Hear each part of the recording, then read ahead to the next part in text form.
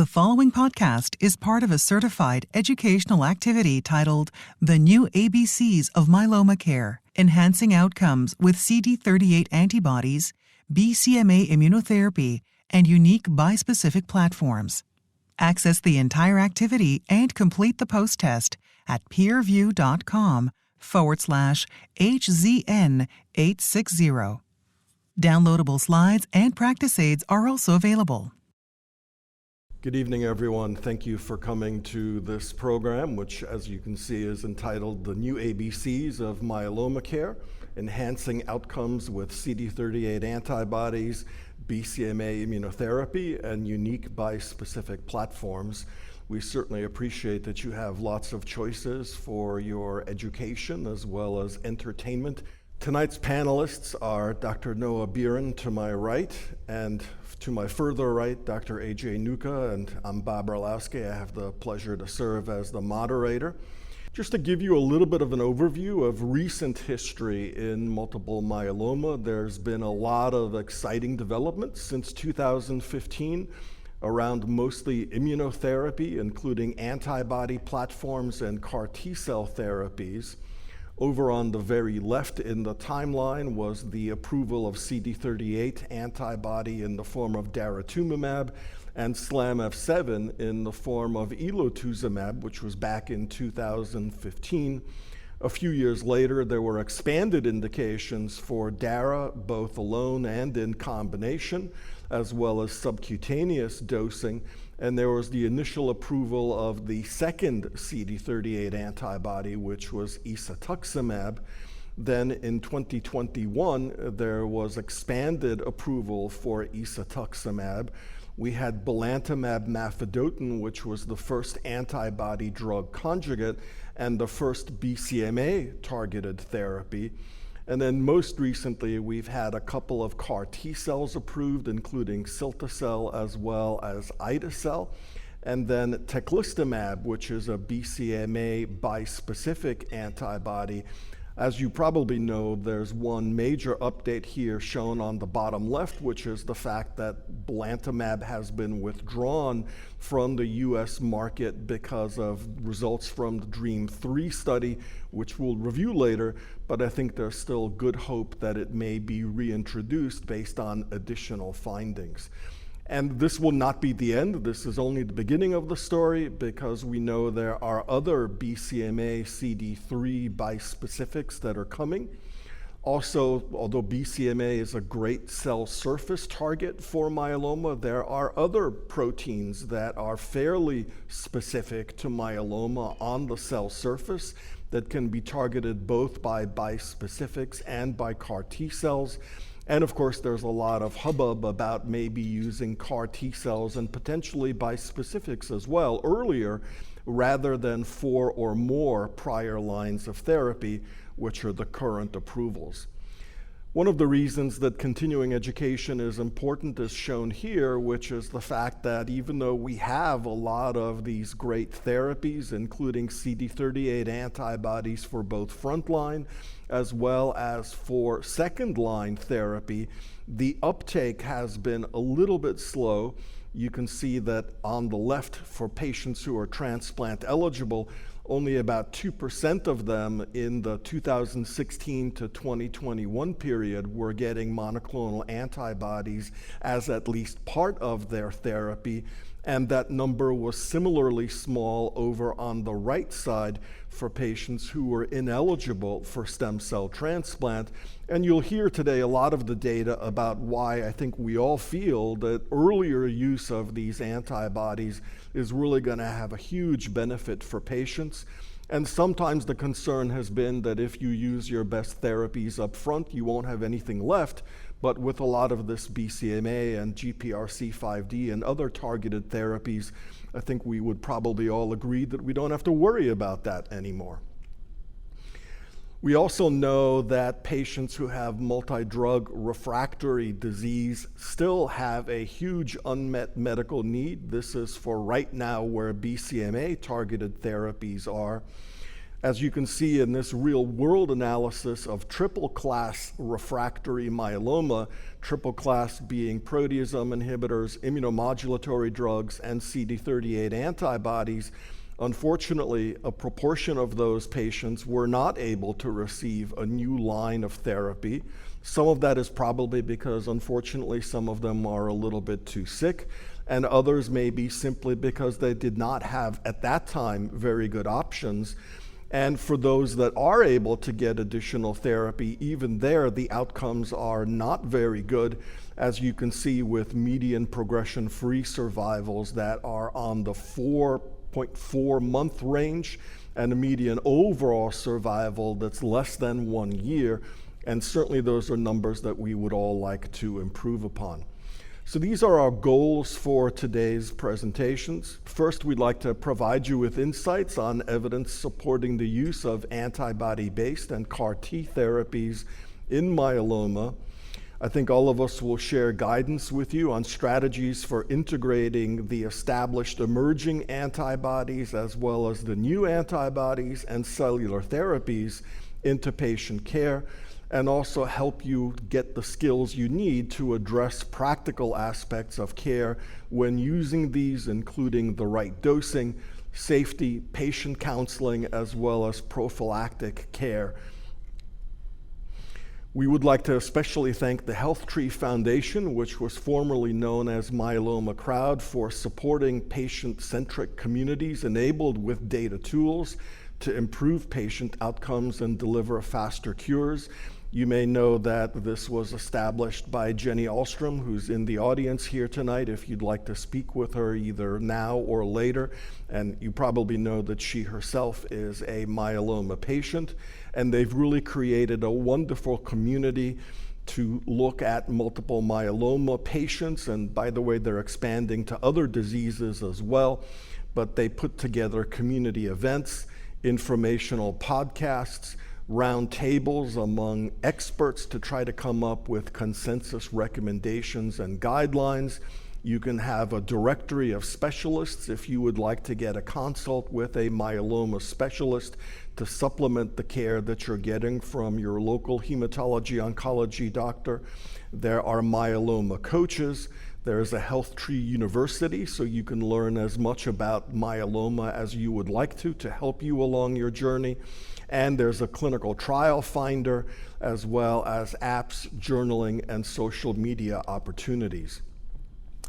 HealthTree Cure Hub also accelerates research by providing a portal where patients can upload their data, which really helps to facilitate, first of all, data gathering for research projects, and also sharing of data if a patient wants to go to a different specialist. We as doctors can just log on and look up information from elsewhere. They have one of the most comprehensive myeloma data sets available today, with over 10,000 participating patients, many of whom are uploading their data in a real-time basis. And this is really a really nice set of validated data sets, which include labs, genetics, prior therapy, patient-reported outcomes, and demographics. So with that introduction, I'm going to turn it over to Dr. Noah Biren for the A portion of our ABCs of myeloma. And as you know, Dr. Biren is an associate professor in the Department of Medicine at Hackensack Meridian School of Medicine in Hackensack, New Jersey. Dr. Biren, take it away. Thank you very much. Thank you to HealthTree, to PeerView, and our industry supporters for letting us put together this educational session. And I'm glad you showed those curves about the poor outcomes of our refractory patients. And I think that soon those curves are going to be irrelevant and new as we set the new bar. And that's where these antibodies come in. So I'm going to review the use of monoclonal antibodies in the upfront setting, in the maintenance setting, and in the early relapse setting. So how do CD38 antibodies work? CD38 is a receptor on the surface of plasma cells. It's on the surface of both neoplastic and healthy plasma cells. It also covers the surface of red blood cells. And we have two CD38 directed monoclonal antibodies that are approved. They work somewhat similar, but they also have somewhat different off-tumor effects. So the on-tumor effects include CDC, ADCC, apoptosis, and the off-tumor effects vary somewhat between the two agents. Daratumumab may have a little bit more immunosuppressive effects on the Tregs, may promote T-cell expansion and activation, while isatuximab may have a little bit more immunomodulation or inhibition of ectoenzyme activity. So the NCC guidelines are very broad in their recommendations for upfront therapy, and that's because we have a whole host of treatment options, some triplets without monoclonal antibodies, and some quadruplets with monoclonal antibodies, both of which result in very profound response rates and very deep remissions. So we're going to discuss some of these trials that led to the recommendation of the above regimens. The Griffin trial was a phase 2 randomized trial that compared the combination of daratumumab VRD versus VRD alone.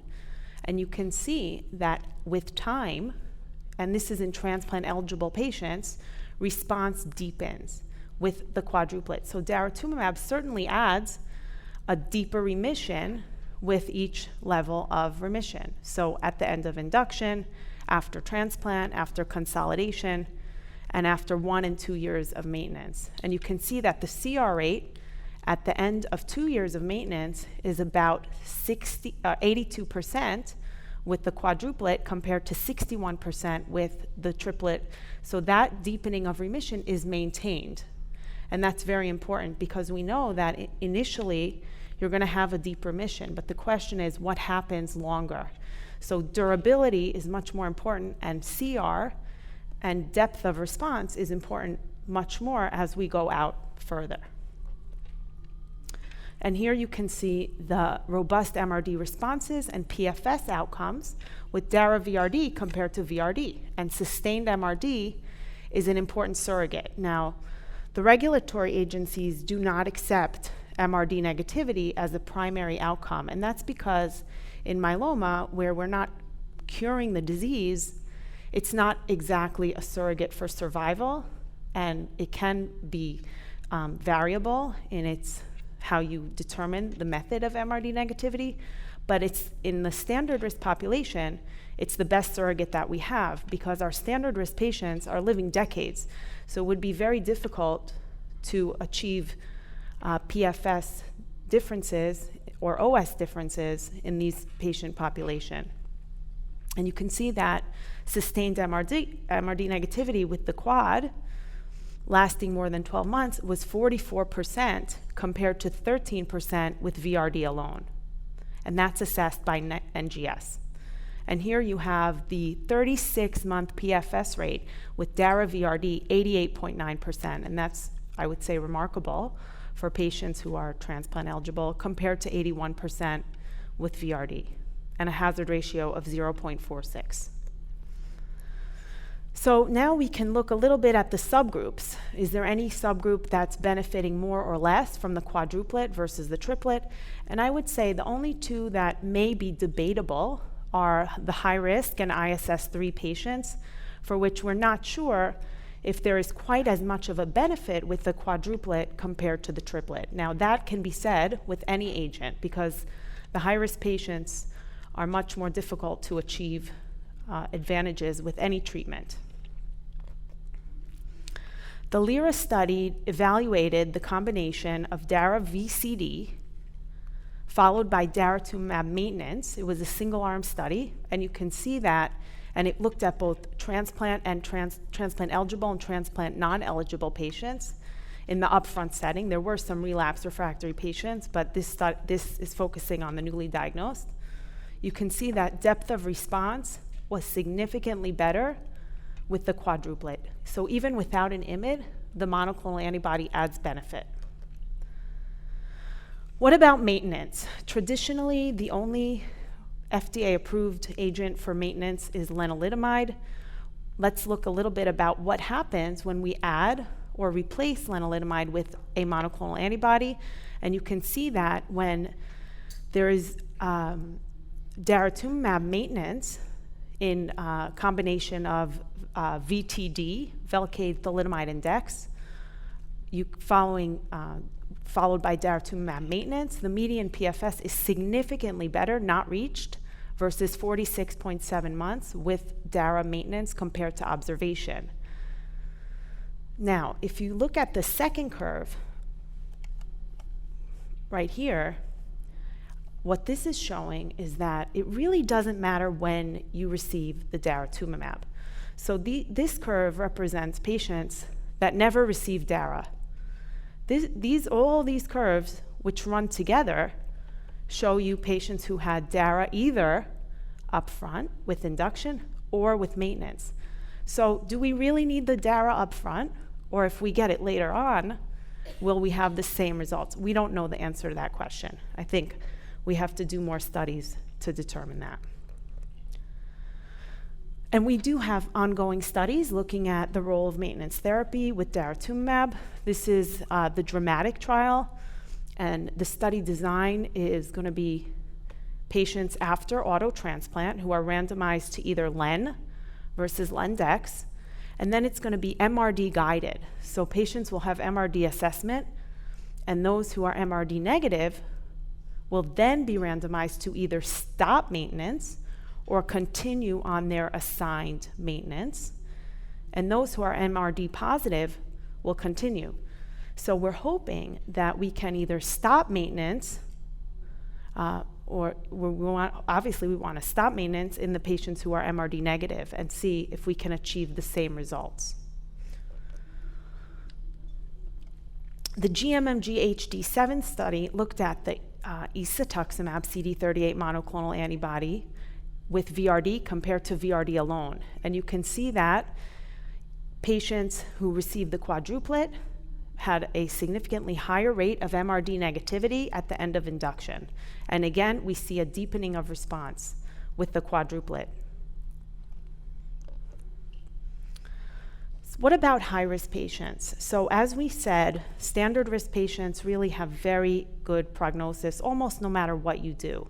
So what are we going to do with the high-risk patients who still relapse almost most within 12 and 18 months without maintenance after an auto transplant? A lot of studies now are focusing just on the high-risk subset. So this study, GMMG Concept, looks at just high-risk patients who are going to receive isatuximab KRD in the front line. And you can see that this strategy translated into a deep, rapid response and a 2-year PFS rate of 75.5%. You can see that CR rate was 20%, MRD negativity rate was 64%. The SKYLARK study evaluated ISA KRD in all risks, standard and high, in transplant-eligible newly diagnosed myeloma. Overall response rate was 100%, and the administration of carfilzomib was in a once-weekly fashion. MRD negativity at 10 to the minus 5 was 43%. PFS percent was 97.9%. So for non-transplant patients, what is the standard of care for upfront treatment? And that is actually changing. And we have a number of recommended regimens in the NCCN guidelines. And we'll review the daratumumab triplets and doublets continue to show efficacy even in patients who are not transplant eligible. And the MAIA study really changed the standard of care for patients who are non-transplant eligible, because this is a very well-tolerated regimen for our non-transplant eligible patients, frail patients, older patients, and you can see that the combination of dara-len-dex compared to len-dex really provided an excellent remission and a durable remission. And you have a median PFS of 61.9 months in upfront transplant ineligible. And that is really remarkable for our patients compared to 34.4 months with len-dex. And this is really without dealing with peripheral neuropathy or any of the toxicity that we were used to dealing with in this patient population. The PFS update from Alcyone, this is a combination less used in the United States. Dara-VMP also showed similar results in that the daratumumab arm showed deepening of response and prolonged PFS compared to the triplet VMP alone, 37.3 versus 19.7 months. What about early relapse? So again, multiple myeloma really is a whole host of treatment options. It's difficult to choose a treatment option based on the guidelines. If you just look at this, you're going to be totally confused. So you really need to match the treatment according to the patient. Of course, efficacy is number one, and we're going to review that. But you also have to think about who's the patient, what are the social circumstances, what are the risks, high risk, standard risk, toxicities, which toxicities do you want to avoid, what underlying comorbidities they have. So we'll review some of these regimens. So the history behind monoclonal antibodies in the relapse refractory setting is presented here. Castor and Pollock studies are what initially established intravenous daratumumab in combination with Lendex or bortezomib-dex. Those were triplets in early relapse. Then came Candor and Apollo, which evaluated Dara plus carfilzomib-dex and sub-Q Dara plus Pom-dex. And we've pretty much moved totally to sub-Q Dara at this point due to less risk of hypersensitivity reaction and convenience. And then on this side, we have isatuximab, and that has also been evaluated in combination with pomalidomide and in combination with carfilzomib, ICARIA and ICARIA. And we have elotuzumab, which is a SLAM-F7 directed monoclonal antibody, and that has been combined both with Lendex and Pom-dex in the ELOQUENT studies. So Candor, which evaluated the combination of Dara-Cardex compared to Cardex, showed a remarkable median PFS in this patient population, early relapse, 28.6 median versus 15.2 months median PFS with a hazard ratio of 0.59. And the Apollo study, subcutaneous Dara with Pom-dex versus Pom-dex alone, again, showed an advantage. So median PFS 24.4 versus 17.6 months. Now, what about our Len refractory patients? Because many of these patients who are coming out of their first line therapy have been on Len maintenance for decades. I mean, for years, some of them for decades. So we need a regimen that's going to be able to restore IMiD sensitivity or overcome Len resistance. And you can see that even in the Len refractory population, we have a clear advantage of the combination of DPD compared to Pom-dex. This is the final Candor analysis, and you can see that OS benefit was maintained even in high risk. And that is a very important piece of information, because if we can establish a benefit in high-risk population, then most likely that also translates into our standard risk patients. We're just seeing more events. So we see the differences much more quickly than we see with standard risk disease. Isatuximab has been evaluated as well. It's given intravenously, weekly, and then twice a month. And the ICARIA study looked at ISA in combination with Pom-dex versus Pom-dex alone, resulting in a superior median PFS of 11.5 or 6.5 months. And here we have the ICARIA study, which so far is showing one of the best median PFS in this antibody combination, which is not reached versus 19.5 and a hazard ratio of 0.53, which is probably the lowest of all the studies I've presented. And you can see that the 2-year follow-up updated data for PFS showed a median PFS of 35.7 months versus 19.7 months, the longest PFS on a PI-based backbone in relapse refractory myeloma, 42% reduction of progression or death. So we often use this regimen for high-risk patients. The addition of ESA to Cardex improved PFS and depth of response both in early relapse as well as in late relapse. Any combination you use later is going to work less effectively than it would if you use it earlier.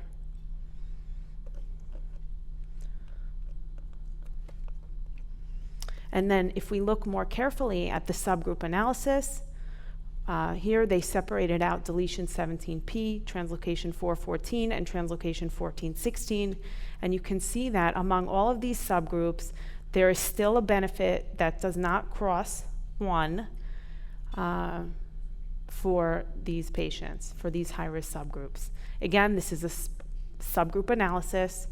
It's important to evaluate high-risk patients more carefully in prospective trials, but certainly this may be a signal that we have a good efficacy in high-risk patients and that it's an effective regimen.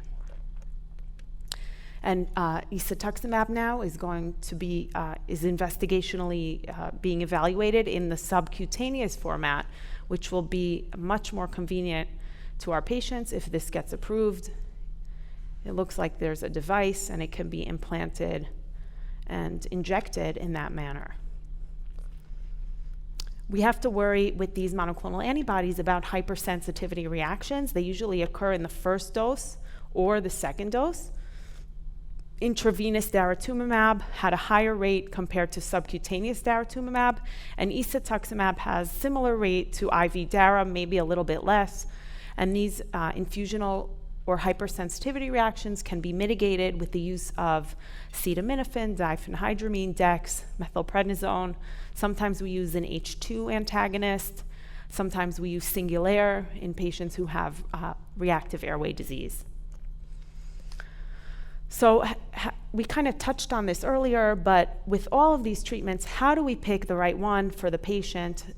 When there's no head-to-head comparisons of all these regimens, we have to really look at which patient needs which treatment, and then we think about all these things. What's the biology of the relapse? Is it a slow biochemical relapse, or is it a symptomatic, rapidly evolving relapse with renal dysfunction, with plasmacytomata? So you have to think about how quickly do you need a response? What was their response to prior therapy? Are they image sensitive? How aggressive is the relapse? Maybe if you have a hypercalcemic patient, you want to give an intravenous treatment, not wait for an oral medication.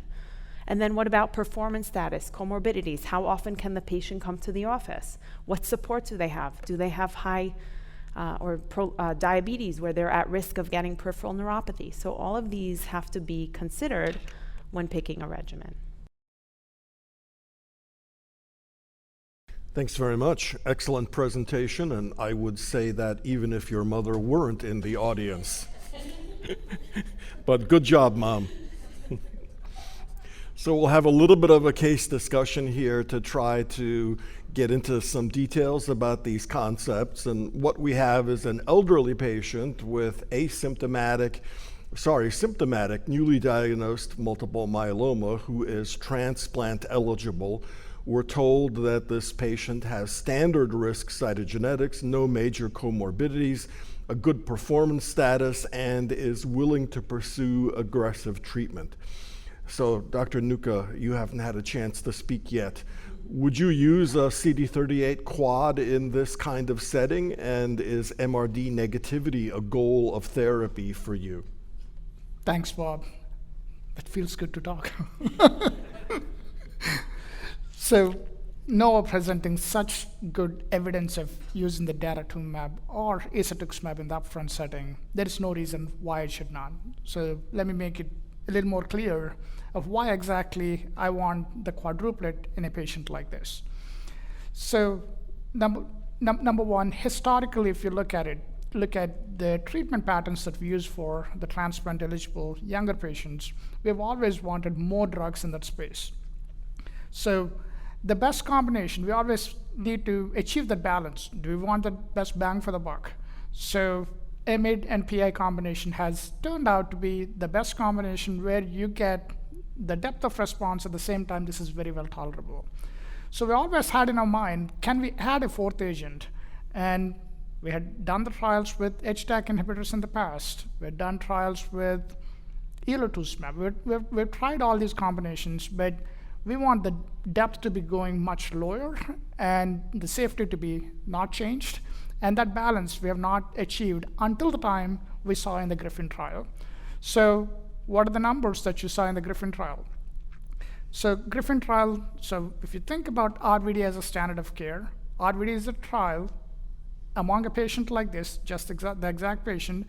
Living for 10 years is feasible nowadays. If you're aggressive, active with a regimen like that, we put our retrospective analysis of 1,000 patients using RVD. Now, can we do more than that? So now add daratumumab versus RVD is RVD versus RVD is the Griffin trial that Dr. Biran presented. And how did it benefit? We got surrogates. We don't have an overall survival benefit yet. So, but if we wait for the overall survival benefit, the patient that you're treating today will not be benefited. So we want all surrogates at all times. Surrogate number one, the depth of response, which is CR, MRD negativity. And we saw the data. If you treat them right with using a DARA plus RVD combination, 4 out of the 5 people are going to get into MRD negativity and stay in MRD negativity. But if you treat with RVD, 3 out of the 5 are going to get into MRD negativity at the 2-year mark. So 60% versus 80%. But for a patient, it is 1 extra patient. Increasing the odds of being there in that MRD negativity state is what a patient should be looking at and what I would be looking for the patient. So with all of those, and clearly those surrogates are already showing that curve difference in terms of when the patient is relapsing. You saw 90% of the patients at the 3-year mark still staying in remission, whereas using the RVD, we saw 10% of the patients dropping. So all of those make me or allow me to choose for answer number one, question number one, choosing a data quad in this scenario. So Dr. Biran, maybe you can tackle the second question, which is whether there might be some patients in whom a quadruplet might not be appropriate given some comorbid features, which we're told this patient is pretty healthy, but who would you not give a quad to?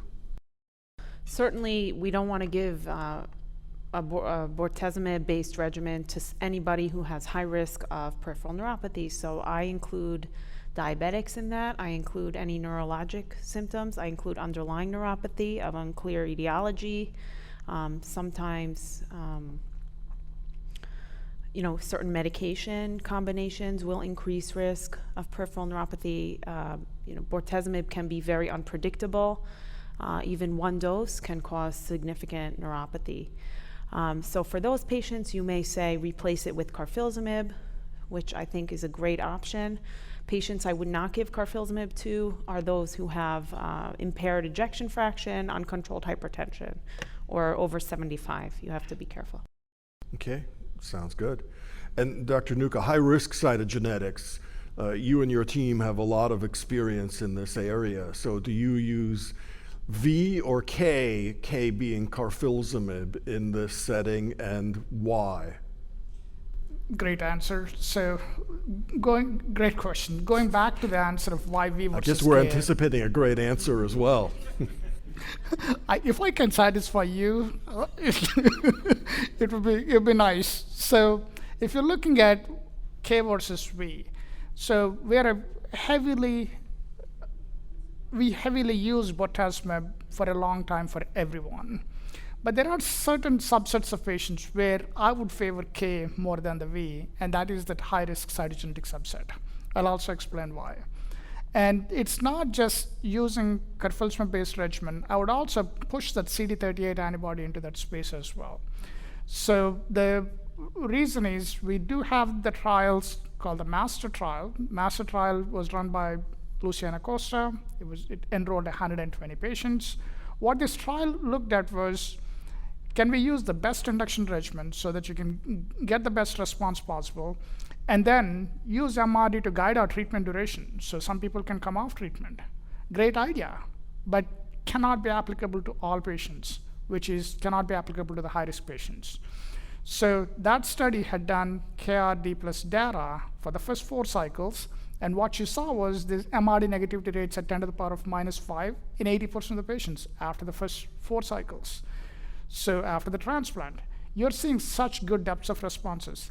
And it's never a problem for the high-risk patient not to achieve the depth of response. You always will be able to achieve those depths of responses. The problem will be to maintain that response. How can you still be able to maintain that response? So that's the study that I was giving about the master, they divided all the patients into 3 groups: patients with no high-risk abnormalities, patients with 1 high-risk abnormality, and patients with 2 high-risk abnormalities or more. So the patients where the fixed duration or the brief time of where you give this induction and you're basing your treatment guidance based on the MRD negativity is not applicable to those patients that had more than 2 high-risk features. 58% of the patients were, the PFS rate was 58% at 2 years. So 42% of the patients progressed within that time frame. So if we want to do the benefit for these high-risk patients, we cannot let them relapse. I presented our experience with using intensified maintenance today. And what we have seen was the time for a high-risk patient with more than the 2 high-risk abnormalities, from the time that they relapse to the time that they die, is 10 months. And it is not applicable, we can't put that number on everyone, but the goal or the message that I'm giving is you cannot let them relapse. If you're relapsing, you can have 50 other options, but you can't put all those between the first relapse and the mortality. And what we had seen time and again repeatedly was when we're able to prevent that relapse, you're able to get that long-term sustainability of those remissions and extends into an overall survival advantage. So that is one trial. The concept that the GMMG concept trial that Dr. Biran reviewed used isatuximab and KRD, exactly the same combination in the high-risk patients, and you're able to see those depths of responses again seen. And this trial has used combination treatment continuously. And you're able to see at the 2-year mark, or 2.5-year mark, 75% of the patients still maintaining that remission. So the concept is, number one, you want to use all the agents that you have available for these patients with high-risk cytogenetics upfront and maintain that remission with whatever you have in that space. And then there's a question, Dr. Biran, about CD38 maintenance post-transplant, and I'll pull in also a question from the audience here, which is maintenance with daratumumab. How long should a patient stay on it? And what are long-term side effects? Does it preclude other therapies down the road? So I know that's kind of a lot, but you can do it. Yeah, I mean, it's really the same question. And my answer is going to be maybe a little bit provocative, but I'm going to say no. I don't think that we should be using CD38 maintenance post-transplant for 2 reasons. One is all those studies that were examined, what happens next? It's not just about PFS1. PFS1 plus PFS2. So your maintenance DARA patients are going to be DARA refractory or CD38 refractory. So now you're into all these agents that you're going to discuss in the late relapse setting. So, we don't know, and we're exposing these patients to chronic single agent or even Len-DARA, same, to me it's not a big difference. Chronic therapy, and you're going to have not only toxicity, but you're going to have resistance and increased heterogeneity of disease. And the other thing we need to focus on, and everybody focuses on MRD, on depth, on disease, getting rid of disease. But myeloma is also very much driven by deficiency of the immune system and dysregulation of the immune system. And we expose patients to therapy that's constantly lymphodepleting them, increasing risk of infection. Daratumumab, chronic daratumumab, causes a lot of infections that we are not used to seeing. We see kind of wacky infections, viral infections, fungal infections in the people who have been on it for a long time. You see it. So you need to be aware of what you're doing to the immune system and to the patient. So I would say no maintenance. Use the DARA when you need the DARA. Fair enough. And as you pointed out, there are ongoing trials that will hopefully answer these questions more fully. We do have another case to discuss, and we'll borrow a little bit of time because I was able to finish the introduction more quickly. We have an adult patient with intermediate risk cytogenetics. We're not really told what that looks like, but it could be, for example, 3 copies of 1q, who has relapsed after upfront RVD transplant and R maintenance. Here it says high-risk cytogenetics, has diabetes, has a PS that's not completely great, and progressed after 3 years of maintenance. So I think we would all agree that they're probably len refractory on that first question, since this patient was on R. And we have the question of what are the goals of therapy when using a CD38 platform given this past history? So Dr. Nuka, take it away. Great. So definitely we all agree on one thing, at least these patients need a CD38 antibody to begin with. The debate comes in is what is a partner to the CD38 antibody? Could this be, what are the options that we have? Number 1 is this pomalidomide, which is a 2nd generation IMiD. Or number 2, can you use bortezomib? Or number 3, can you use carfilzomib? In a setting like this, I probably may not use bortezomib. My option goes down to, because you cannot give it for a longer period of time for all the reasons with the neuropathy, my options go down to pomalidomide or carfilzomib. So the few things that Dr. Biren alluded to before should be brought into the discussion here. What is the timing of the relapse? So here it is 3 years after the maintenance, 3 years of maintenance after transplant. So that's pretty early. Number 2, what are the cytogenetic risk factors that the patient has, the biology of the disease? The patient has intermediate risk cytogenetics. This is not the standard risk cytogenetic person that we're looking at. So all those factors tell me that using a DARA plus KD regimen or a ESA plus KD regimen, which has the better PFS that has ever been demonstrated, probably will be my choice of treatment in this patient. Fully understanding with the DARA POMDEX regimen, it's an oral regimen, very patient convenient, but if I have to use K, I make a case for a patient like this. Okay, very good. So I think, Dr. Biren, you mentioned during your presentation that you also like CD38-KD for high risk, so maybe you can address the next part, which are strategies for mitigating some of the adverse events, which you did talk about in part in terms of immune suppression and infection risk. Yeah, I think the subcutaneous form is less problematic in this regard, but certainly you want to educate your patient. I would use Singulair the night before, pre-medicate with Solumedrol, diphenhydramine, acetaminophen, and a H2 blocker Pepsid. That can mitigate your infusion reaction or injection reaction. And then you really want to have a low threshold for thinking about infections in these populations, in these patients. So really take patient might come in and say, oh, I have a sore throat, I think it's allergies. It's probably not allergies. Look in the throat, probably treat them, or at least be very, aware that this can quickly progress if it's a viral infection into a pneumonia, and, be very on top of infections. Warn them about mitigating risk of infection, hand washing, mask wearing, vaccination. You want to make sure everybody's vaccinated. That's really the big. And then in terms of prophylaxis, I think we would all agree that zoster prophylaxis should be given with a CD38, but let's just have a quick panel vote, and only one vote, please, unlike the Chicago traditions from the past. Would you do gamma globulin on patients, let's say if the IgG is below 400? Not among patients who are receiving daratumumab. Dr. Biren? If they have 3 or more antibiotic infections, requiring infections a year, I do it. That's my threshold, and Danny Fair knows enough. that.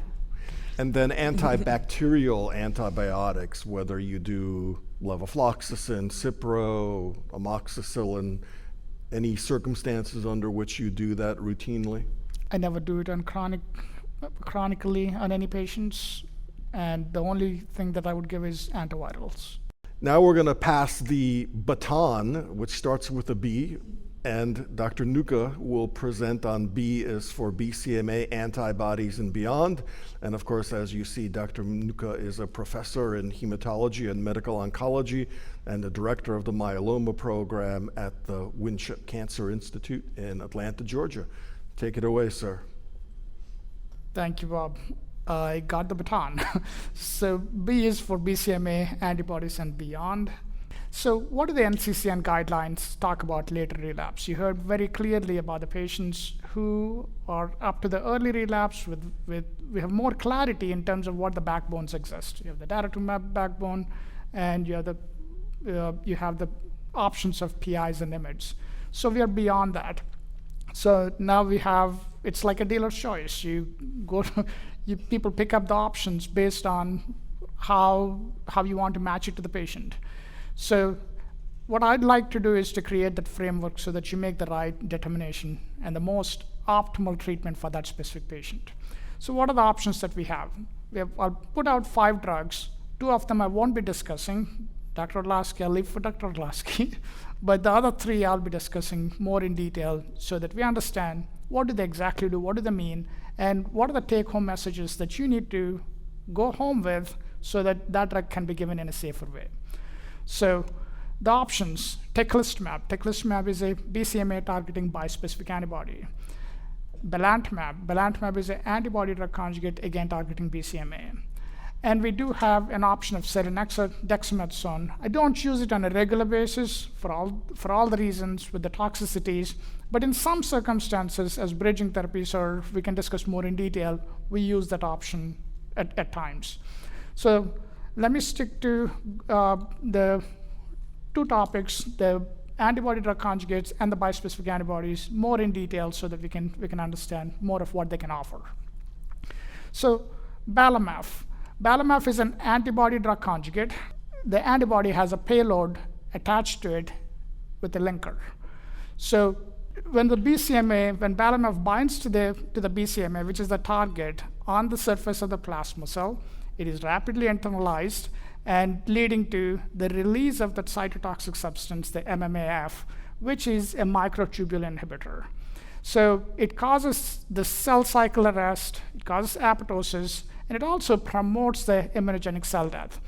Belamaf has multimodal mechanisms of action. It kills the myeloma cells through the immune-mediated mechanisms of ADCC and ADCP as well. So now the science is very interesting. So how did that translate into clinically, and what are the side effect profile that we saw? So I don't want you to be taken away by the overall response rate that you see at 30%. The bispecific antibodies had put us at a higher bar at an overall response rate of 60%. But 30% was not bad. We got an approval of belantamab at 30% overall response rate. We got an approval of selinexor with less than 30% response rate. So this is approved based on the DREAM2 trial, where overall response rate was 32%, and you saw a large amount of patients achieving a PR or a VGPR. So what is more important here is the duration of response. So those 32% of the patients who respond continue to have that response despite the dose modifications, despite the dose holds for the toxicities. These responses last beyond 1 year. And these are the patients who were not having those kinds of outcomes, and clearly the drug it was an unmet need, and that led to the approval of this specific drug for an accelerated approval. So the adverse events in this DREAM2 trial that led to the approval showed keratopathy seen in almost 3/4 of the patients. So grade 3 or grade 4 toxicity was seen in 30% of the patients. And these thrombocytopenia is that next most common adverse event.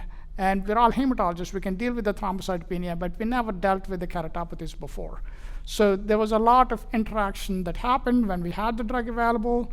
So we were working with the ophthalmologist, and the REMS program clearly talked to us about having an ophthalmology exam done, and if the toxicity is a grade 1 or lesser, you can go ahead and dose the patient. And certainly, if it is a higher grade, you tend to delay the dosing to the next time, and it is okay to miss the dose, and the response is continued. So long term, it's a safer drug that was given. Patients regain their visual acuity with withholding the drug. It is a good drug to continue to use. So just like how I alluded to before, so with the dose delays and dose reductions that happened in this specific trial, we did not suffer any consequences in terms of losing the responses. And overall, the drug-related discontinuation, AE-related discontinuation of the drug happened in close to 10% of the patients. So now, this was a great drug. We were using it for 2 years. So for all the reasons that we talked about, if you take 3 patients and 1 patient will respond, and when that patient responds, the patient's response lasts for more than 1 year, and this patient is coming in once every 3 weeks, and every 3 weeks they're getting an eye exam, and if the toxicity is not as bad, gets a dosing, otherwise goes home. So toxicity-wise, this is schedule-wise, there is no other drug that could beat it. So this was 2 years ago.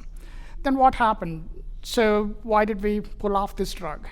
So the DREAM3 trial that was presented today is a confirmatory trial. So I'll take a minute about explaining what this approval looks like. So not just this trial, but in oncology, we have an approval called the Accelerated Approval Program. So drugs get approved based on a response rate. But if a drug gets approved based on a response rate, there should be a confirmatory trial, a phase 3 trial against standard of care that should prove that the drug is better than the standard of care. So that leads to a full approval of the current drug.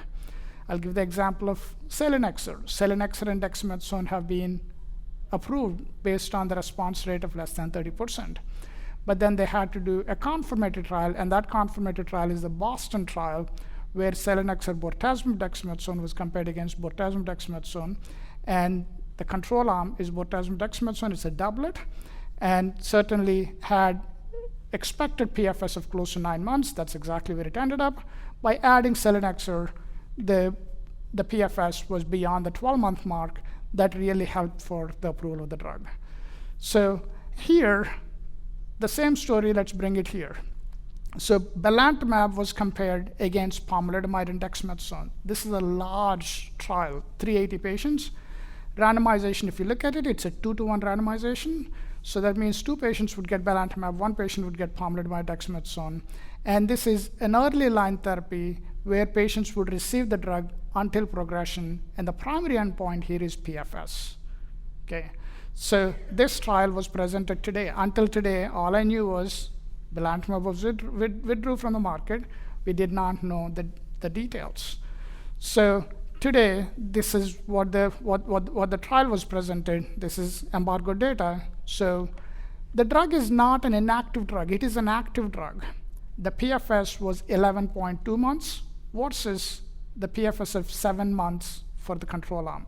Whenever I look at a trial, the first thing that I look at is the control trial. That's exactly the reason why I talked about the bortezomib and dexamethasone as control arm. Whenever there's a control arm, the first question that I ask is, what am I expecting from the control arm? If it's a KD trial, what is the PFS that I was expecting? 15 to 17 months. So whereas if it is showing like 30 months, there is something wrong with the patient selection, right? So that control arm is always talking to us about the validity of the study. And here, the control arm had 7.2 months. It is okay. So I normally expect anywhere between 4 months to 6 months in a population like this. That's what we saw in Apollo. That's what we saw in ICARIA. And this 7.2 months or 7 months is not too out of the boundary for what I would expect. So there was a 4-month PFS benefit, but the hazard ratio that you see here is 1.03. Why is the hazard ratio so low or equivalent when you saw the belamaf to be delivering that kind of a benefit of more than 4 months? So my cursor is not working, but if you look at the curves, at the 4-month mark, there was a flip in the benefit of benefit of pomalidomide versus benefit of belantamab. So that has resulted in the hazard ratio to come to 1.03 instead of a benefit that was seen. We don't know the details, the devil lies in the details, why that exactly happened, were those doses missed, or was this a benefit of a dexamethasone purely? We don't know any of those. But one thing I can clearly say, this is not an agent that does not have activity. This drug has activity. All it needs to do is get through that regulatory hurdle so that we get it back into play so that our patients can benefit. So now there are 2 trials that are ongoing. One is the DREAM7 trial and the DREAM8 trial. Those are large randomized trials. One is comparing bortezomib, pomalidomide, dexamethasone versus belantamab, pomalidomide, dexamethasone. The next one is daratumumab, bortezomib, dexamethasone versus belantamab, darapom-dex versus belapom-dex. So these 2 trials will read out. Once we read out, we potentially have a place for belantamab back in the game. Until then, what would happen? So I have a patient, a 80-year-old, she had seen 10 lines of therapy, was treated in New York, moved to Atlanta. Then she came to see me one day, and I started giving belantamab 2 years ago. So she responded beautifully. Her paraprotein was 4 grams, went to a 0, and she continues to get these responses. She's always in a wheelchair. There is no other treatment that I think I could give it to this patient. And now, when the drug was taken off the market, I put in a single patient IND for her. So which means this patient is a clinical trial, should be considered as 1 patient clinical trial, and the FDA, our IRB has to approve, FDA has to approve so that she can continue to get the drug. So that is one option. There's an expanded access program where you can request the company to give those drugs. So all these are the extra steps that you have to take when the drug is not in the market. But nevertheless, all our patients have single patient INDs that are responding. We have more than 10 patients that continue to derive the response, and we're happy to do it that way. Okay. So whenever using belantamab, do not forget they still need the eye exam.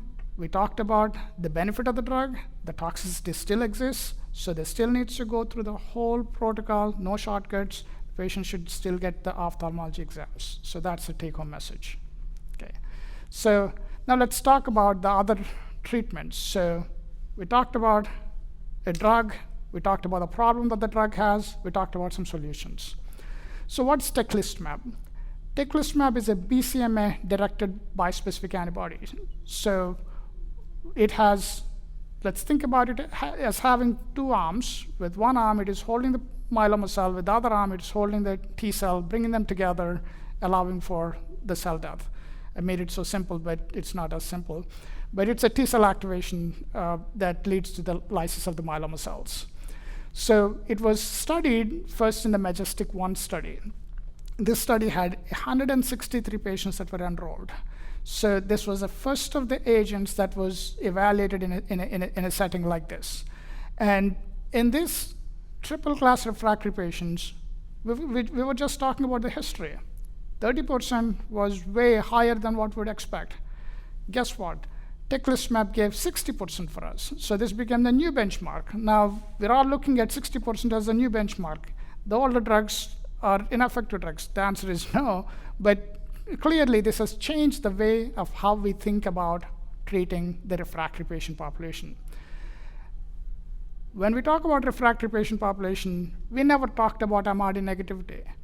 Here we're talking about MRD negativity in a quarter of the patients. Guess what the MRD negativity rate was? Thalidomide and dexamethasone in the newly diagnosed setting. It was 4%.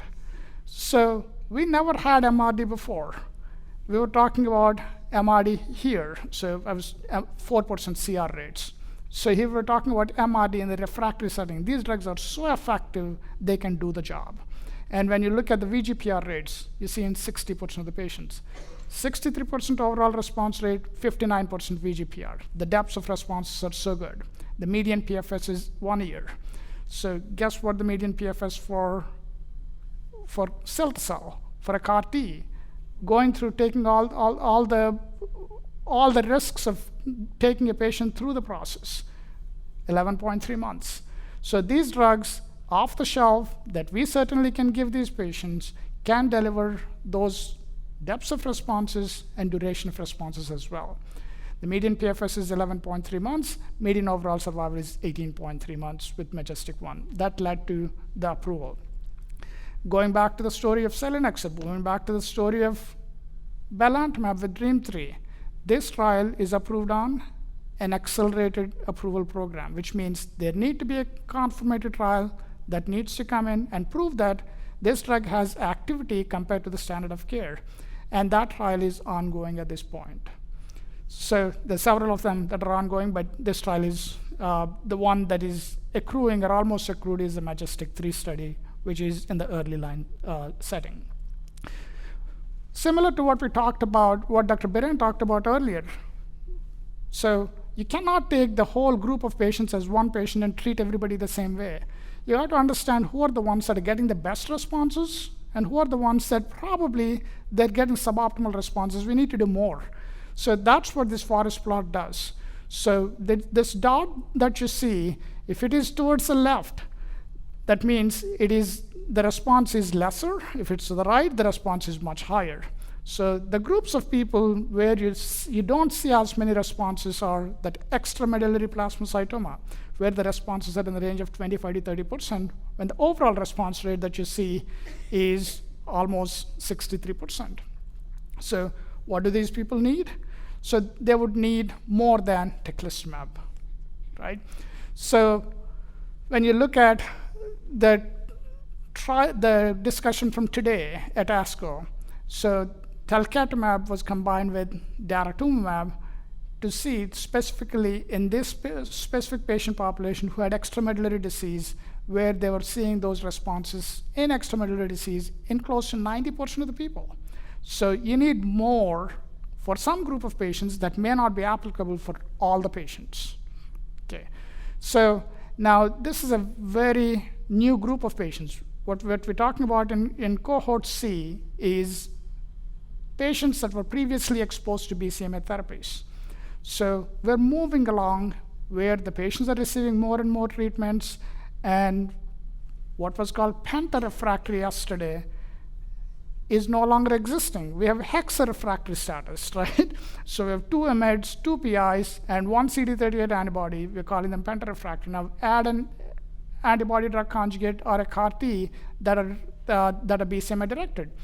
You specifically are having a hexarefractory patient population, and what you're seeing on this slide is what is their activity if you retreat them with a BCMA therapy here. So column number 1 that you see are patients that have previously received belantamab. And column number 2 are those that have previously seen CAR T, both of them BCMA exposed, and you're still able to see those responses beyond the 50% mark. Today there was a presentation that we did which looked at elranatamab, which is the other CD38 monoclonal antibody, which is the other BCMA-directed bispecific antibody, where the pooled analysis of all the trials that ever had given, that have ever enrolled a BCMA-targeted, previously treated therapy of ADC or CAR T, and of these 89 patients, the overall response rate with ELRA was in the range of close to 50% or 52%. So these numbers are aligning so well, which gives us hope. Number 1, you have options for this space of people who are treated with the BCMA-directed therapy, and you not only have alternate targets with FcRH5 or GPRC5D, you also can treat with the same agent again. Okay, so now this is the redirect 1 trial that we were talking about. This is the 92% of the patients that had overall response rate with teclistamab and talquetamab. So a combination of those potentially may not be applicable for everyone. What we're all talking about here is efficacy, efficacy, efficacy. There's a component which is safety. So when I'm giving a drug, I want to give the drug in the most safest way possible. So these drugs come with a baggage. So you're redirecting all the T cells to kill the myeloma cells, but T cells have other functions as well. T cells protect you from infections. So these patients become heavily, heavily immunocompromised. There are deaths. There are 10% of the patients die from this, from viral reactivations, viral infections, opportunistic infections. And we can prevent that by, number one, going back to the infectious principles that Dr. Orlowski talked about, and making sure that you're giving them in the safest way. And these combinations can be given for people where you need those combinations, otherwise you're not benefiting them. Okay, so practical points. So CRS is I always feel that CRS is something that makes people shudder, that makes people feel that, oh, something is happening. In my mind, in my view, I always feel like that's a signal the drug is working. It is an antigen-mediated immune stimulation for a patient. So if somebody has a CRS, get familiarity with what it is, easily treatable, not to be worried about, and that should not make people to change what they treat as, and so on. So this is seen in 2/3 of the patients.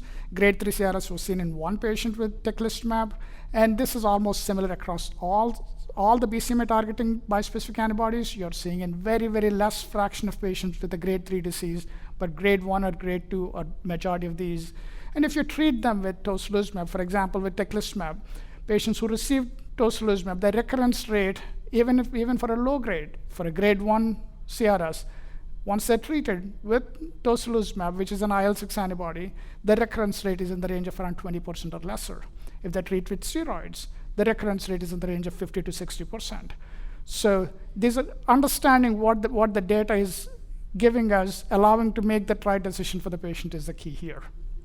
Okay, so looks like we need to pick up pace. Sorry, I'm delayed, but teclistamab dosing is a step-up schedule. So for all the fears that we talked about, the CRS, most of the times it's happened with the priming doses.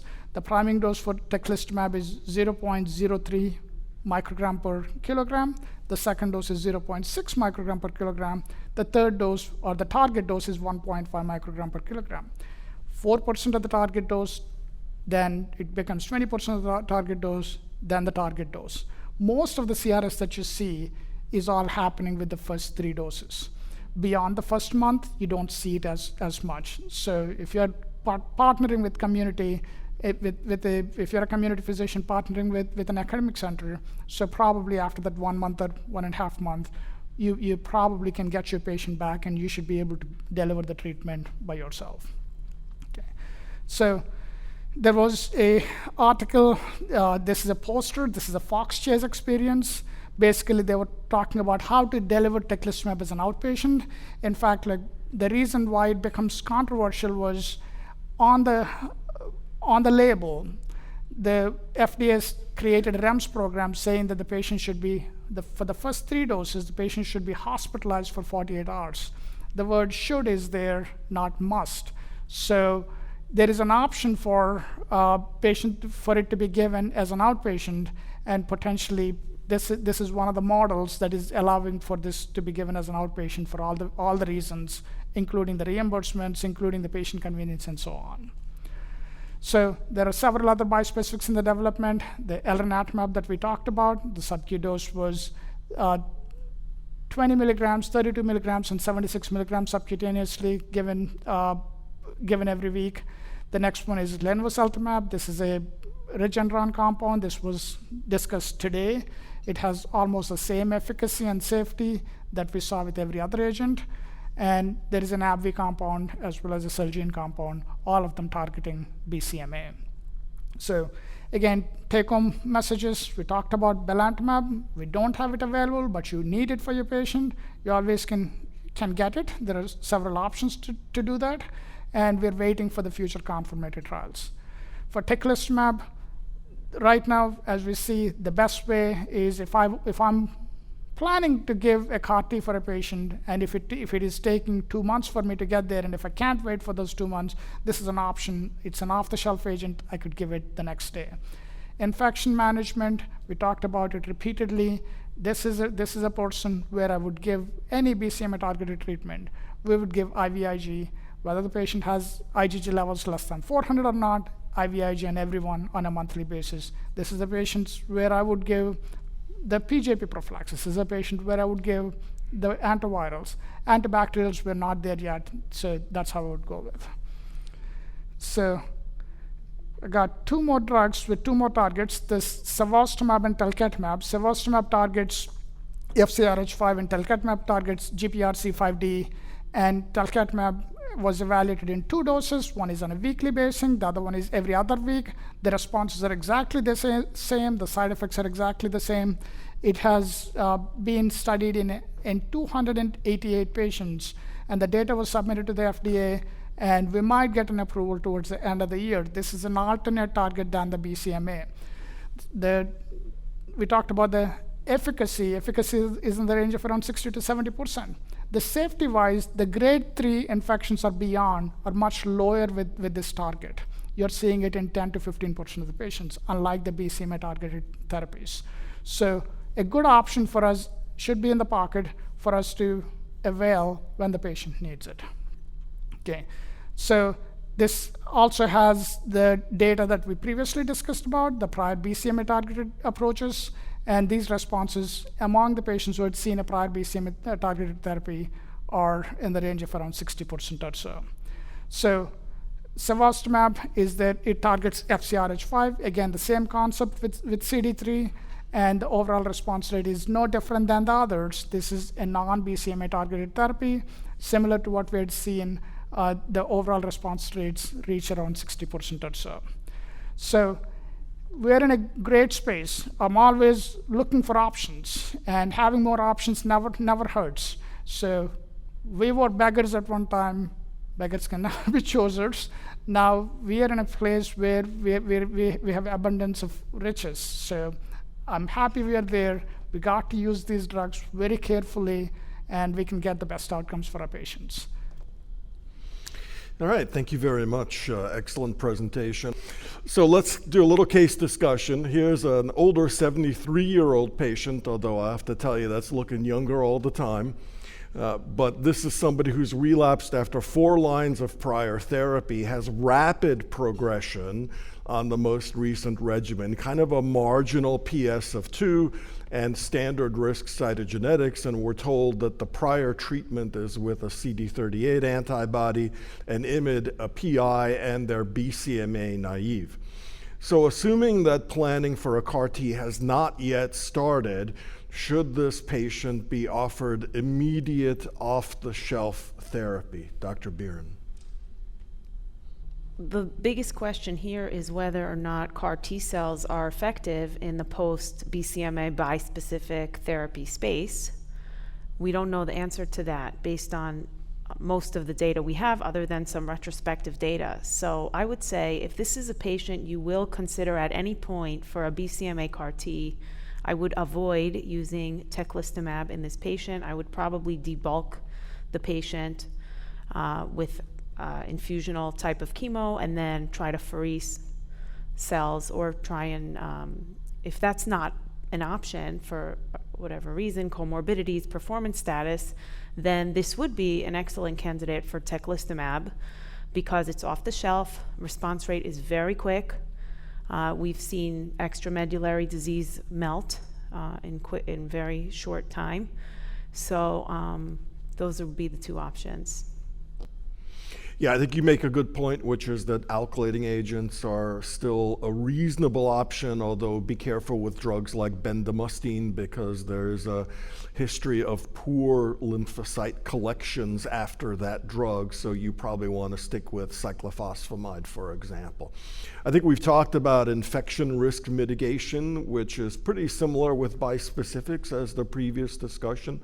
So then the last question here is, had the patient received belamaf, what is the appropriate monitoring eye exam schedule? Dr. Nuka, you covered that a little bit, but maybe you can revisit that just really quickly. Absolutely. I would emphasize this 100 times because this is something that you could clearly avoid or prevent, so which is the corneal toxicity. So any MMAF as a payload that we talked about, that is a payload that the antibody drug conjugate carries, is associated with corneal toxicities. So the first dose, people do very well. Second dose, people do very well. So probably from the third dose onwards, we might be afraid that there could be some corneal ulcerations. So that's exactly the reason why an ophthalmologic examination is needed, so that the patients can see, so that the ophthalmologist can see any of the microcystic changes even before something irreversible happens. We've never seen that to happen in the clinical trials, but if it is not monitored properly, there's a possibility for that to happen. So that is one of the main reasons I tend to emphasize before every dosing, an ophthalmology exam needs to happen. If you're missing a dose, don't worry about it, because in the trials we'd seen if you miss a dose, you still continue to get that response.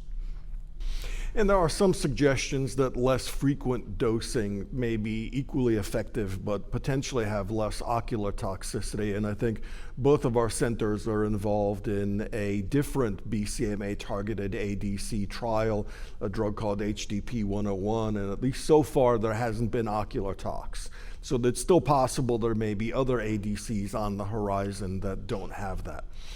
So here's case number 4, which is a heavily pretreated adult patient with triple-class refractory myeloma who has gotten prior BCMA therapy and relapsed about a year after CAR T. You are told that they still have BCMA expression on their myeloma cells, which is an important fact, and that they have minimal comorbidities.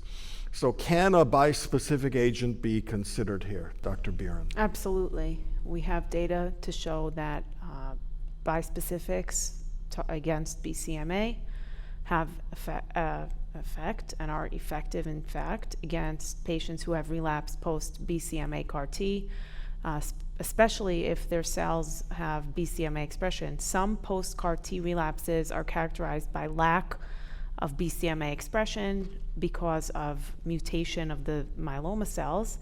In that case, you may not see as significant of a response, but in this particular case, it seems that the mechanism of relapse was loss of T-cell persistence, and you still have BCMA expression.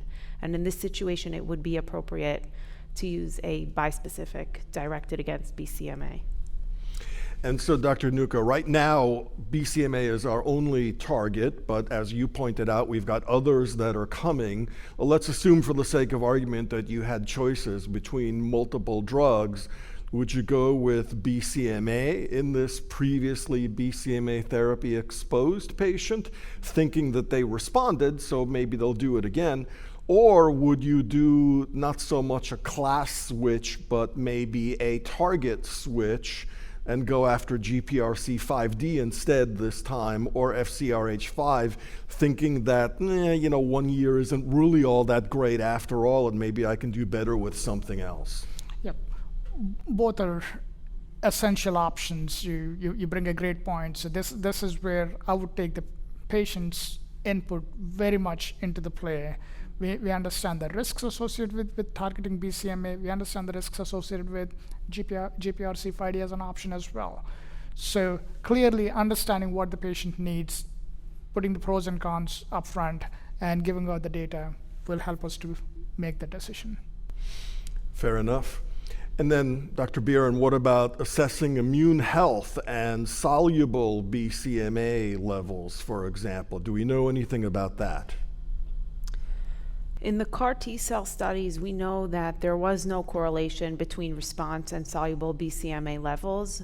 In terms of immune health, there are a lot of ongoing studies looking at immune phenotype, T-cell subsets, cytokine profiles, in terms of assessing response, biomarkers of early progression. So I think those are going to be very important, especially in the setting of depleted immune system and increased risk of opportunistic infections. Very good. And I think we've already talked about other CAR Ts, and we also will in the next section. And the last section, C, is for CAR T-cell therapy in myeloma. And you'll have to hear this presentation from this scruffy-looking and not particularly great individual here. What is the established evidence for BCMA CAR T cells? We've covered some of this information already, but you've heard that there are 2 of these that are currently approved for patients with 4 or more prior therapies, and that's idacaptogene vic-leucel and ciltacabtagene autoleucel, also known as ide-cel or cilta-cel. This is just a diagram showing you a typical CAR design, which has an scFv, which is the portion of the construct that binds the target, whether it be BCMA or GPRC5D or whatever. And then there are intracellular signaling domains, most commonly 4-1BB and CD3 zeta, which activate the T cell once the CAR is bound by the target. And you can see that in phase 1 testing, there was very promising activity of ide-cel with an almost 90% overall response rate and almost 40% of patients having a complete response at higher cell dose levels. That prompted KARMA trials, and you can see a variety of dose levels represented in the graph, with patients that got 300 times 10 to the 6th or 450 times 10 to the 6th cells getting the best responses, with overall responses of 69 to 81%, and quite a few patients achieving complete or stringent complete response. You can see 30 to 40%, and on the rightmost bar graph, out of 128 patients, there was an overall response rate of 73%. You can see median time to first response is 1 month. Actually, if you follow things like free light chains, what you'll see is that these really drop like a rock even before 1 month in most patients. So the good news is that this is really a rapid response, and the median follow-up in this particular cohort was 13.3 months. When you look at different clinically relevant subgroups, including those that we would consider to be high risk, the response rates were generally maintained. So you can see on the left is extramedullary disease, which is considered high risk, and the overall response rates are similar. The same thing was true for high risk cytogenetics versus non-high risk, for high versus low tumor burden, and also for number of prior regimens. There was a lower response rate for folks that had stage 3 disease versus stage 1 or 2, but for most of the other categories, the response rates were equivalent. We do now have some real-world data that were presented and more recently published. This is an academic consortium led by Krina Patel at MD Anderson, and you can see progression-free survival among the people who met the original KARMA-1 criteria were very good, and safety and efficacy were comparable with what was reported in the clinical trials. There was a slightly lower outcome among people who did not meet KARMA-1 criteria, but hopefully there will be additional strategies to capture those folks in the future. Now for cilta-cel, we have the CARTITUDE studies, and this is the 2-year follow-up of CARTITUDE-1 after the last patient in, and you can see an overall response rate of virtually 100%, and complete responses in 82% of patients, really dramatic data. And these were numbers we used not to see in newly diagnosed patients, let alone relapsed and refractory after 4 or more prior therapies. And cilta-cel is being evaluated in other trials, both in the relapsed refractory setting, in earlier line settings, and also in some newly diagnosed settings. This is a comparison of real-world data to cilta-cel, and the real-world data come from the locomotion study. And you can see cilta-cel in the top left curve is the top line, and certainly if you're a patient with relapsed refractory myeloma, you want to be on that line, and it shows you the superiority of this CAR T-cell type approach to any of the other standard of cares that are available. The left is the PFS, and the right is also the OS, so you can see much longer overall survival, both of those parameters being quite important.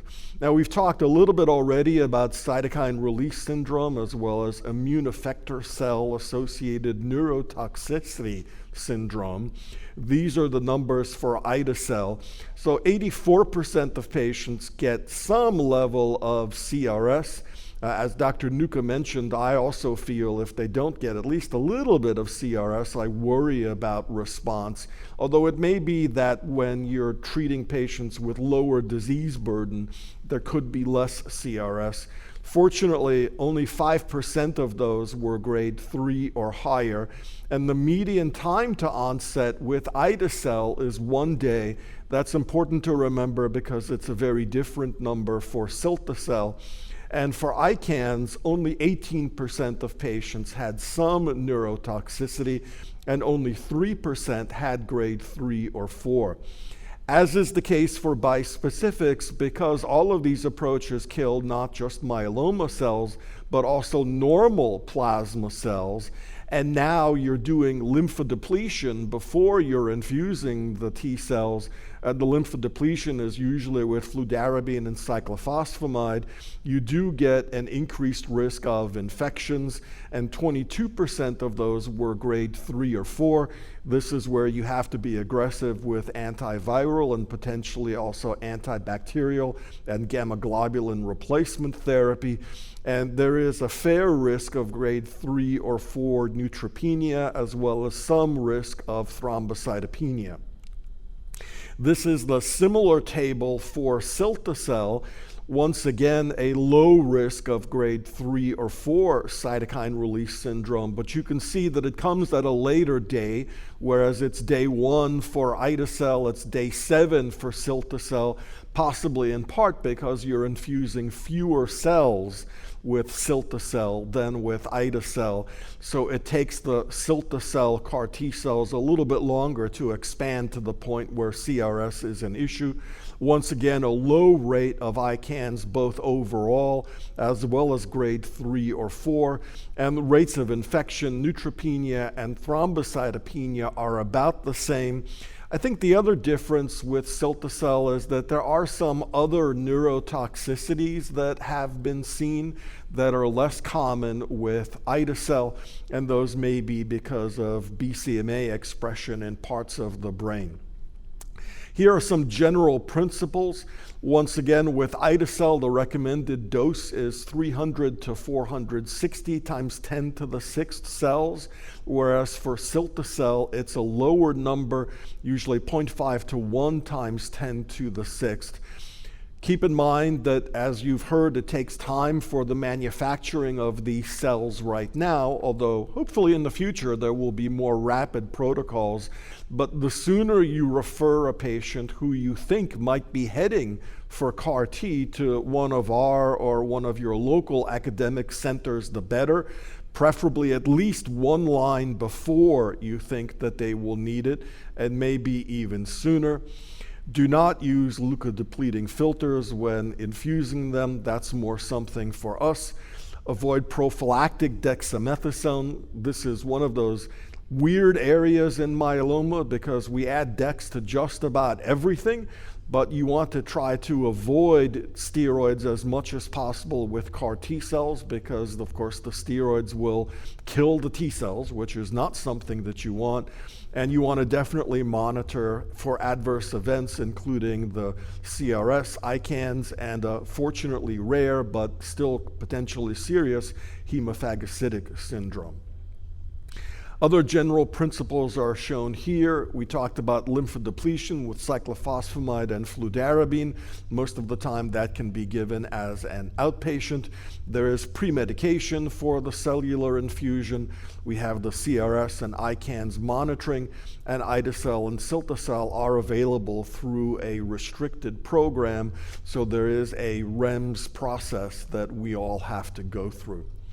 Now, you saw the data for fourth or later line of therapy. There are beginning to emerge data for earlier line use of CAR T cells. So these are following kind of the typical development process, which is that drugs are first evaluated in relapsed refractory patients where there are few or no standard therapies, and if they show good efficacy there, we move them earlier, and the hope is that the patients will have myeloma that is less drug resistant. And specifically for CAR T cells, hopefully their T cells are a little bit healthier because they haven't been beaten up by quite so many therapies. So for ide-cel, there are some data suggesting that it will work even better earlier. There's the KarMMa-2 study, Cohort 2A, which looked at early relapse patients. These were folks relapsing after frontline transplant, and you can see an overall response rate of 73% with a complete response rate of almost 50%, and 12-month and 24-month PFS rates were about 50 and 25% respectively.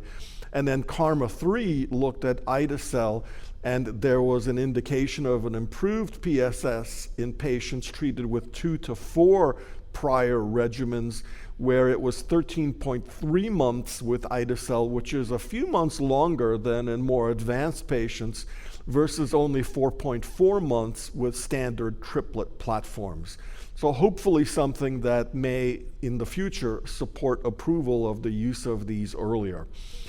Cilta-cel is a little bit further behind, but there are data beginning to emerge. There's CARTITUDE-2 Cohort B, which again is an early relapsed setting. These are patients who relapsed after transplant less than 12 months out. We know that this is a high-risk patient population that does not do well with our current therapies. The same is true for people who have relapsed within 12 months after a non-transplant therapy. For example, transplant-ineligible patients who get induction and then relapse. And you can see here that the overall response rate was only 98%. Tough to get much higher than where we are already, but really wonderful numbers, and 83% of those patients achieve a stringent complete response with longer follow-up. And then the CARTITUDE-4 data, which are going to be presented on Monday as a late-breaking abstract, and definitely if you're here or if you're at home, you can definitely tune into that. But what we know of that so far is that there seems to be a substantial decrease in the risk of disease progression compared with standard treatment. And so again, that could lead to an ultimate FDA approval for the use of this therapy earlier in the disease process. One thing that I think all of us are still trying to understand is the right sequencing between BCMA and non-BCMA options, although there are some data that suggest it's feasible. For example, if you've had a CAR T or belamaf, it may be reasonable to get a BCMA bispecific, and here are some summaries of the data with both teclistamab and with elranatamab that show you a slightly over 50% response rate in patients that are ADC exposed or CAR T exposed. Remember that the overall response rate for these in naive patients was around 60 to 65%. So 50 to 55 looks pretty good. And then BCMA targeted treatment followed by CAR T cells. We know that cilta-cel has a very good overall response rate in patients with prior BCMA targeted therapy. The 60% overall response rate is a little bit lower than the almost 100%, but I think that if we treat the right patients, especially people who relapse late after CAR T as opposed to the early relapsers. I think the early relapsers are probably not going to be the best targets, but I think if you've had, like with transplant, a long remission duration with one BCMA CAR T, then a second BCMA CAR T would still be very reasonable. And so these data here try to get at that question, and this is a real-world multi-institutional experience that shows that given CAR T after prior BCMA can still be effective.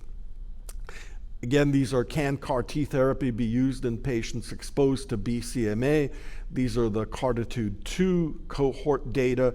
These are small numbers, so I think we have to be a little bit cautious in getting too excited, but it does look like that patients with heavily pretreated myeloma and previous exposure to a non-cellular anti-BCMA have favorable responses.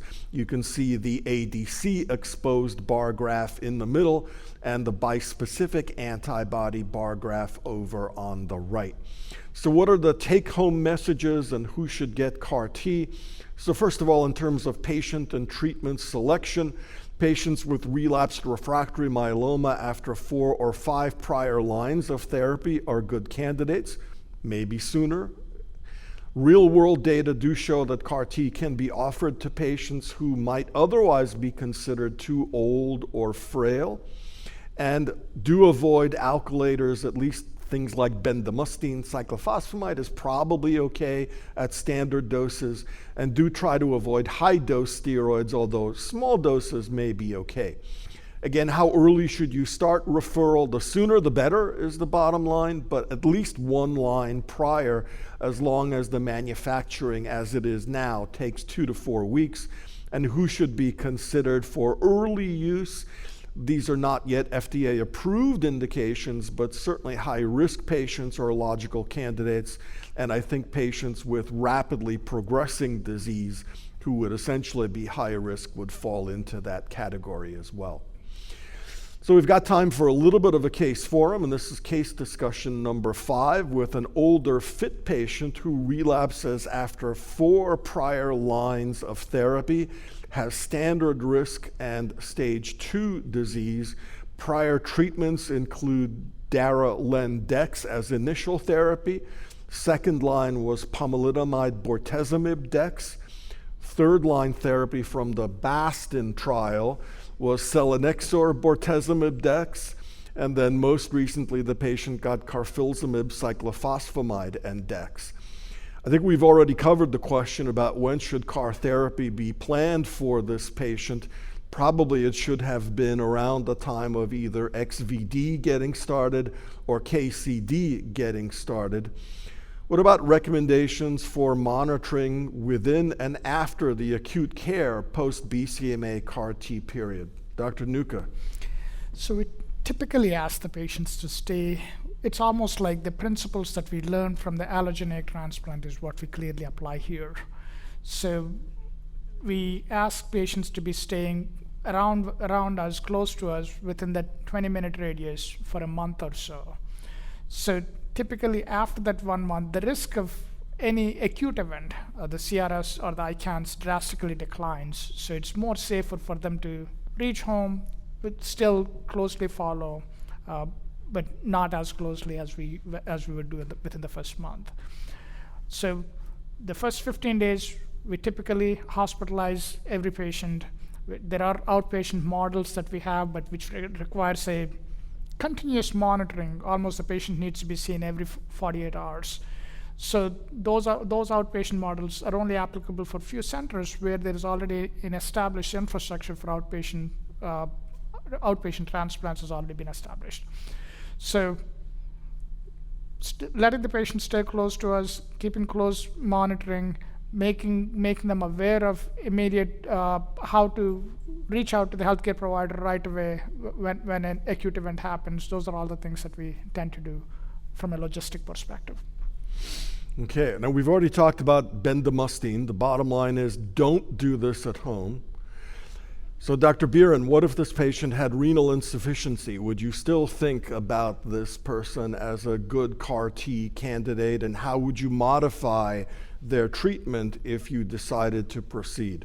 I think it would be a fantastic therapy for patients with renal failure. Remember, in myeloma, we see CRS, which is very predictable. We know how to treat it. Most of them are grade 1 and 2. We have protocols in place monitoring these patients, REMS certification, very well-trained nurses. Not as many volume shifts, even less so than we use with stem cell transplant. This is not myeloablative chemotherapy, so we don't see severe myelosuppression. We have safely administered CAR T cells in patients who are on renal replacement therapy. And the good news is that after the CAR T cells, they get a prolonged treatment-free period and are monitored without intervention, maybe some transfusion support, but for the most part, no treatment for a median of a year. Excellent. Do remember that fludarabine does require some dose adjustment with renal insufficiency, though. Okay, case number 6. An adult patient is progressing after 2 prior lines of therapy. Is there a role for CAR T in this setting? And we're told that this patient has high-risk cytogenetics, got DARA-RVD transplant, and then RVD maintenance. Sounds like somebody maybe who was in Atlanta. And then after that, did relapse and got DPD, but with only a very brief 6-month benefit. So Dr. Nuka, how early is early? How soon in the treatment journey can CAR T be considered? If I had to make a case for somebody for a CAR T to be given early, this is the person that I'd want to give it early. We have seen 2 things here. Number one, the presence of high-risk cytogenetics shows that it's a predictor for shorter PFS, and we have proved it with continuous ongoing maintenance treatment. We are still not able to control the disease. So we want to use the most effective treatment up front, and potentially CAR T that we know of as of today is the most effective treatment. And if I had to make a case, this is a patient that I would make. But fully understanding the approval is not in this setting. Now, how much I dislike the lines of therapy is probably shared by everyone. This is a patient I want to give it. The insurance does not approve because the patient did not have 4 prior lines of therapy. Dr. Biren, how does early use change aspects such as bridging, patient education, or preparation for unique toxicities? The earlier you use your CAR T cell therapy, the less bulky disease, the less likely you're going to have rapidly evolving disease. And in those patients where you have more control of the disease and you're not likely to have a rapid symptom-bearing relapse, you may not need to use bridging. You have time, you can apheresis in a controlled manner, and then ideally you can wait for the manufacturing of the CAR T cells without any bridging. And those patients are the ones who tend to do the best and have the best outcomes. And there's going to be a poster on Monday looking at the difference in outcomes among patients who received and did not receive bridging therapy, and you'll see the difference. So the earlier the better, the less bulky the disease. And that's why, as you stated, right when you're on 3rd line, going into 4th line, start the process, because it takes time to get insurance authorization, secure a slot.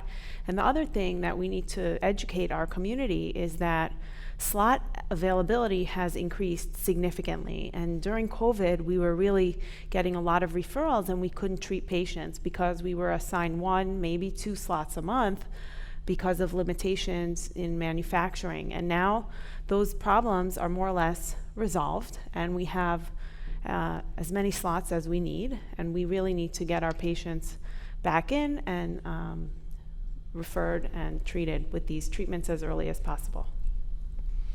And I think we talked earlier briefly about some of the rapid manufacturing protocols that are being looked at, which seem to be able to get the manufacturing period down from weeks to days. And hopefully that would make the need for bridging therapy even lower. Plus, that would make it even more important to get folks referred earlier, because the insurance process does take a little bit of time to accomplish. And we do have some time for an audience Q&A session. So I do have some questions that were sent in here from either you here in person or at home. And what I thought I'd do is answer the easy ones and give the hard ones to Drs. Nuka and Dr. Biren. Okay, let's start with Dr. Biren. Any evidence to support sequencing between CD38 antibodies over lines of therapy? That's a good question. You mean the CD38 antibodies in terms of when to use them? I think they probably mean, is it okay to use in a consecutive line of therapy? Would you switch to a different CD38? So we know that it's probably not effective to switch without changing partners at immediately when refractory to one CD38 antibody. But we have shown response when you wait, when there's a washout, meaning you use a CD38 antibody, they lose response, they may progress, then you might wait a certain amount of time. That amount of time is not clearly delineated, but perhaps 3 to 6 months to allow for increased CD38 expression.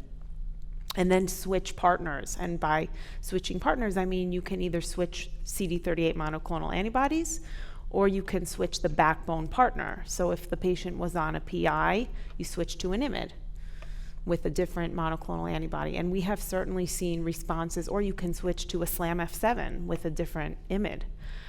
We have used that in a pinch, and it's worked. Switching partners makes me think of line dancing down in Texas from where I am. Dr. Nuka, this is kind of an interesting one. Would you consider a bispecific antibody as a bridge to CAR T? That's a cool question. That's a great question. I promise I didn't make that up. I would have thought if you didn't say that. It's a great question. So the question again comes in, so more of a logic than anything else. So how much of this BCMA expression really matters for the real target is the biggest question. We don't know the answer. We assume, we speculate. So have we done it? Yes, we have done it.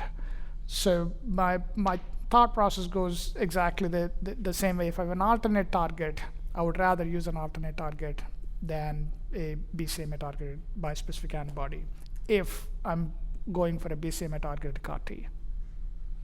Yeah, and I guess my concern would be that you would maybe want to use a different bispecific, because if you use, let's say you're going to plan on doing a BCMA CAR T, and you use a BCMA bispecific, there may still be free BCMA bispecific around to bind the target, which might prevent the CAR T from recognizing it. And therefore, maybe you would want to go after a GPRC5D bispecific first, and then come in with your BCMA CAR T. But that's something we don't know yet. Or alternatively, the BCMA could mop off all the soluble BCMA, so it will make the BCMA CAR T more effective so that it can bound to the membrane right away.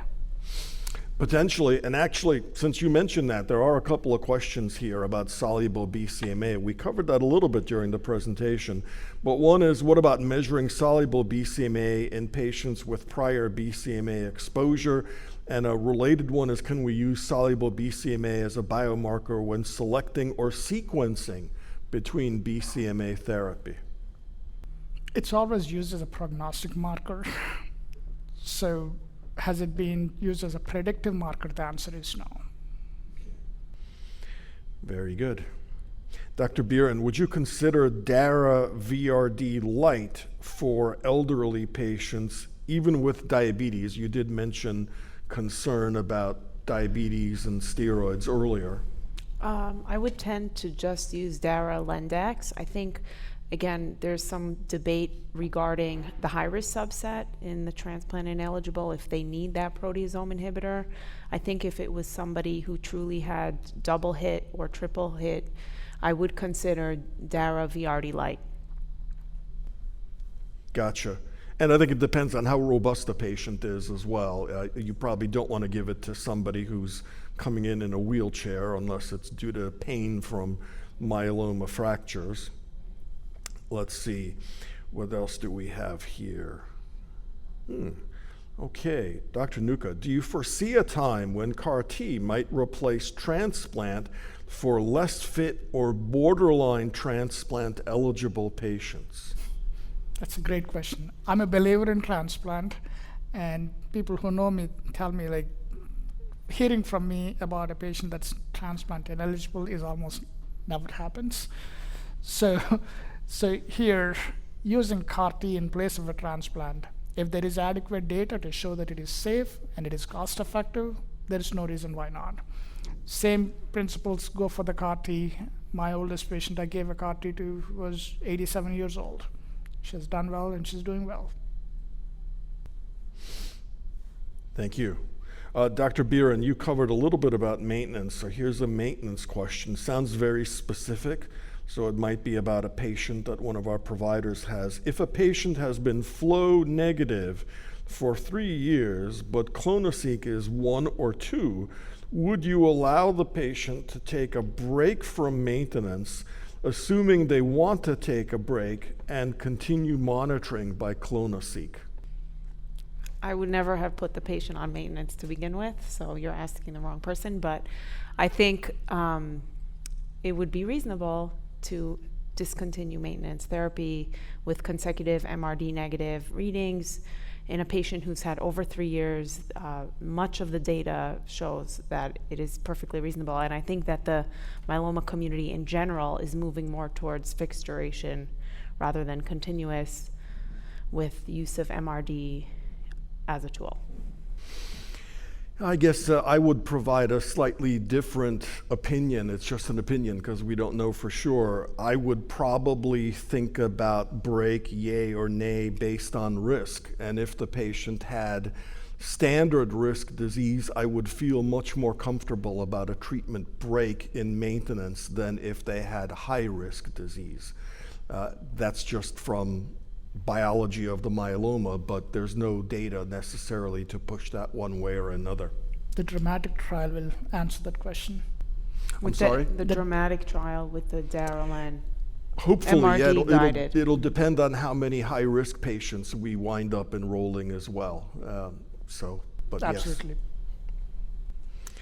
All right, here's one question, Dr. Nuka. We covered a little bit about this, but this is a little different. How do you mitigate infection risk if you are sequencing from CAR T to bispecifics? And is there a targeted length of bispecifics because of the infectious issues? Or do you just do until progression? So I think the way that it was designed, so the mindset should change in terms of our drug development. The way historically we had seen was maximal tolerated dose, so a maximal dose that is leading to the efficacy. So what it means is we start at a low dose and keep giving higher doses and higher doses until the time the patient is not able to tolerate that anymore, and you look at the efficacy at that dose. So now the way that we should think with these immunological treatments is, what is a minimal effective dose? These are two different places. So what could be once weekly BCMA-directed bispecific antibody? The minimal effective dose could be once monthly. We don't know the answer. We have not optimized on what the optimal schedule of these BCMA-directed therapies. That will answer a lot of questions from an infectious standpoint. So I think we have enough tools. We probably need to work on how to optimize the tools that we have so that we could give them in a safer way and not having to worry about this infection potential. I hope you don't disagree with. No, and we could even sort of speculate that maybe the optimal schedule will be different if you've got a CR versus if you've got a PR. Wow, I don't know. We'll see how things go. Dr. Biren, sounds like another patient-specific question. May I treat a myeloma patient in CR who is having biochemical progression? Then they're not in CR. If they meet the definition of biochemical progression, and we have very specific definition by IMWG of what constitutes progression of disease, which is 25% increase in paraproteins, M spike of 0.5 grams, above the nadir, difference in the light chains by 100 milligram per liter or more, urine protein difference as well. So if a patient meets that definition, I would certainly switch therapy, because you're not going to wait until you have an end organ symptom, and those definitions are made for a purpose. So I go by the IMWG definition. Yeah, and if I'm interpreting it correctly, maybe I should have. I think the question is, symptomatic disease we would all treat, but if it's just biochemical progression with no symptoms, would you continue what they're on, or would you switch to something else? I would switch when they meet the definition. If they're just slowly going up, I would increase monitoring. So instead of maybe every 3 months, I would monitor every 4 to 6 weeks. But once they hit that definition, I would change. Okay. And one more question, because we're almost at the end of time, and because it happens to be the last question. Dr. Nuka, how long should a 71-year-old patient with 3 copies of 1Q be on DARA maintenance? And we're told that they were transplanted in 2019, and I think their current M spike is 0.16. So 1Q abnormalities by themselves, I do not believe are considered as high-risk cytogenetic abnormalities. If they're present with another cytogenetic abnormality, absolutely, it confers the high-risk nature to the disease. The patient is on maintenance. Still, there's a measurable M spike. Not sure if this is IgG or measurable abnormal band from daratumumab. This is a patient I would definitely get MRD testing done to assess what the clonal copy numbers are. So that potentially can allow us to get more information for proper decision making. Very good. Thank you very much. Well, thank you both, Drs. Buren and Nuka, for what I think has been a great session. Thank you for listening. Download materials and complete the post test for instant credit at peerview.com/HZN860. This activity is supported by independent educational grants from GSK, Janssen Biotech Incorporated, administered by Janssen Scientific Affairs LLC, and Sanofi.